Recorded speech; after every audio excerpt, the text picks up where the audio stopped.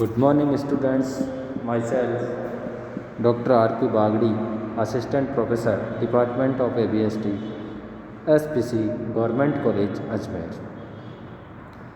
आज अपन बात करेंगे income tax law and accounts, जो कि बीकॉम पार्ट 3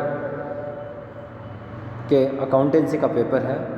उसके बारे में कुछ टॉपिक्स पे तो सैलरी, हाउस रेंट अलाउंस पे पहले बात हो चुकी है, और आज अपन जो बात करेंगे वो करेंगे व्यापार अथवा पैसे से लाभ। व्यापार किसे कहेंगे, इसके बारे में मैंने आपको इससे पूर्व वाले वीडियो में बताया था, और पैसे की भी परिभाषा इससे जस्ट पूर्व वाले वीडियो में बता दी थी।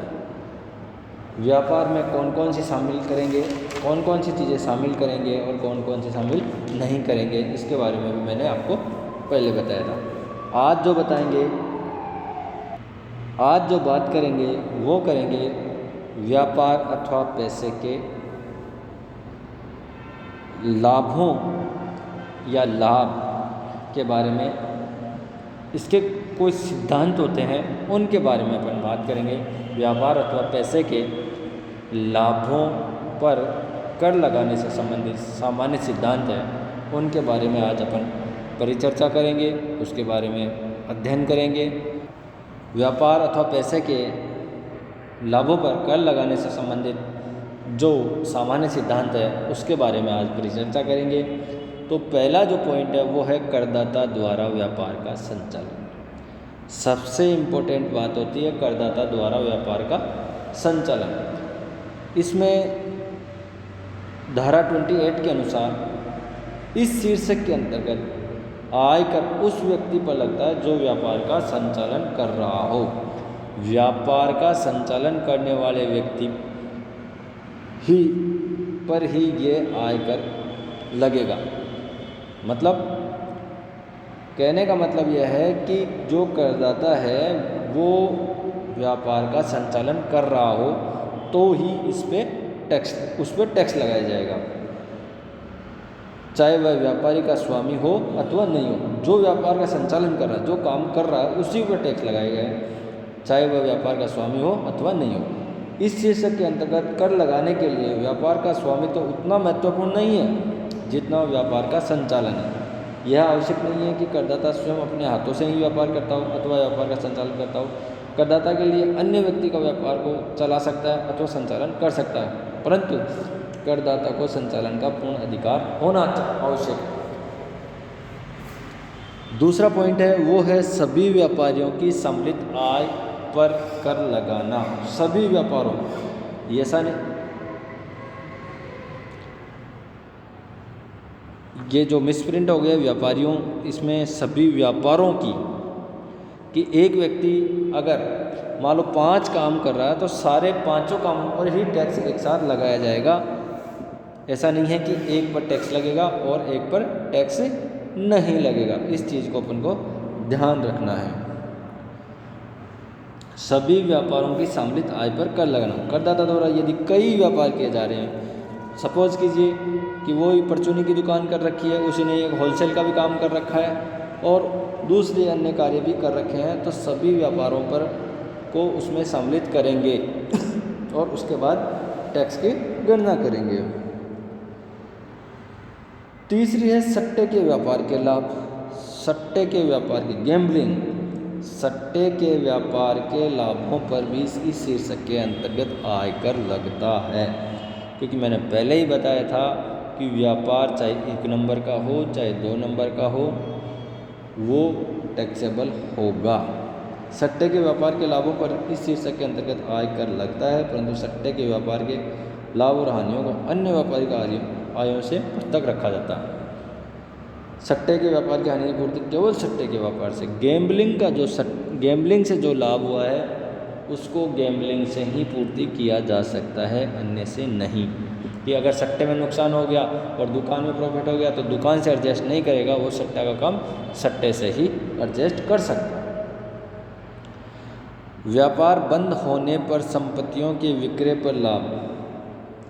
व्यापार की समाप्ति के पश्चात संपत्तियों के विक्रय से प्राप्त होने वाले लाभों पर इस शीर्षक के अंतर्गत आयकर नहीं लगता, परंतु यदि व्यापारिक स्कंद स्टॉक ऑफ ट्रेड को अलग से बेचा जाता है, समझ में आई बात, लाभों को इसके अंतर्गत आयकर नहीं लगता। 50 संपत्तियों के विक्रय से प्राप्त होने वाले लाभों पर इस कोई व्यापार की समाप्ति कर व्यापार बंद हो जाता है या व्यापार को समाप्त कर दिया जाता है, उसके बाद अगर संपत्तियों का विक्रय करता है तो वो लाभ इसमें व्यापार में आयकर नहीं लगेगा। परंतु यदि व्यापारिक स्कंद स्टॉक ऑफ ट्रेड कि स्टॉक में कोई सामान पड़ा हुआ है जो बेचने का है और उसको अलग से बेचा जाता है तो स्कंद का विक्रय से होने वाले लाभ को इस शीर्षक में आयकर लगता है।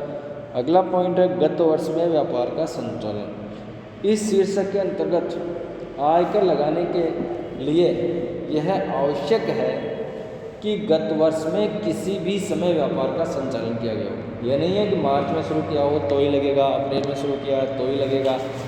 गत वर्ष में किसी भी वर्ष में अगर व्यापार शुरू कर दिया है तो उस पर टैक्स लगाया जाएगा। संपूर्ण वर्ष व्यापार का चलना आवश्यक नहीं है। मान लो सपोज करो कि 4 महीने चला लिया, बरसात के सीज़न में चला लिया या सर्दी के सीज़न में चला लिया, बाद में बंद कर दिया, तो ऐसा नियम लागू नहीं होगा। गत वर्ष में जो भी काम किया है उस पर टैक्स देना होगा। अगला पॉइंट है लाभ कारक स्वामित्व। धारा 28 के अंतर्गत व्यापार के लाभ पर आयकर लगाते समय व्यापार का कानूनी स्वामित्व, लीगल ओनरशिप ही नहीं बल्कि लाभ कारक स्वामित्व, बेनिफिशियल ओनरशिप भी देखा जाता है। यदि व्यापार का लाभ कारक स्वामी आय का वास्तविक प्राप्तकर्ता व्यापार का कानूनी स्वामी से भिन्न है तो व्यापार के लाभ पर लाभ कारक स्वामी पर आयकर लगेगा। बेनामीदार जिसके नाम पर व्यापार चलता हो परंतु जिसका वास्तव में व्यापार की आय प्राप्त नहीं होती है उस पर आयकर नहीं लगेगा। इसके बाद लाभ कारक स्वामित्व होना चाहिए। लाभ जिस व्यक्ति को मिलता है, जिस व्यापार में लाभ होता है वो व्यक्ति उसको लाभ को लेता है तो उसी पर टैक्स दे होगा, अन्य पर नहीं होगा। लाभ कारक स्वामित्व हो गया। इसके बाद अपन बात करते हैं भावी लाभ। गत वर्ष में हुए वास्तविक लाभों पर ही आयकर लगता है, भविष्य के लाभों पर टैक्स नहीं लगेगा। आयकर अधिकारी को काल्पनिक या अनुमानित अथवा भावी लाभों पर आयकर लगाने का अधिकार नहीं है। इसके बाद बात करते हैं अपन वाणिज्य के सामान्य सिद्धांतों का पालन। कॉमर्स के सामान्य सिद्धांत है उनका भी इसमें पालन करना अनिवार्य है। कॉमर्स के सामान्य सिद्धांतों का भी पालन करना अनिवार्य है। इस शीर्षक के अंतर्गत कर देय लाभों की गणना करते समय वाणिज्य के सामान्य सिद्धांतों का पालन करना आवश्यक है ताकि वास्तविक लाभों की राशि ज्ञात की जा सके। उदाहरण कुछ ऐसे व्यय हो सकते हैं जो आयकर अधिनियम में स्पष्टतया स्वीकृत न हो, परंतु यदि ऐसे व्यय करदाता द्वारा व्यापार में किए गए हो एवं व्यापार के लिए आवश्यक हो तो ऐसे व्यय घटाए जा सकते हैं। अगला पॉइंट है एकाकी व्यवहार। एकाकी व्यवहार के लाभों की गणना करते समय उस व्यवहार से संबंधित सभी खर्चों को घटा दिया जाता है। कोई व्यक्ति एकाकी व्यापार करता है तो या एकाकी व्यवहार करता है तो उसमें से उससे संबंधित जो भी खर्चे हैं उन सबको घटा दिए जाएंगे, भले ही उसमें से कुछ वे हिसाबी वर्ष से पहले हुए हो तो उससे संबंधित जो भी होगा तो वो सारे खर्चे घटा दिए जाएंगे। गत वर्ष के पूर्व स्वीकृत की गई हानि अथवा छूट। यदि करदाता को गत वर्ष में कोई ऐसी राशि प्राप्त होती है जो गत वर्ष से पूर्व किसी वर्ष में हानि, खर्चे अथवा दायित्व के रूप में घटा दी गई हो तो ऐसी प्राप्त राशि करदाता के गत वर्ष में कर देय लाभ में जोड़ दी जाएगी और उस पर आयकर देय होगा या आयकर लगेगा। आज के लिए इतना ही।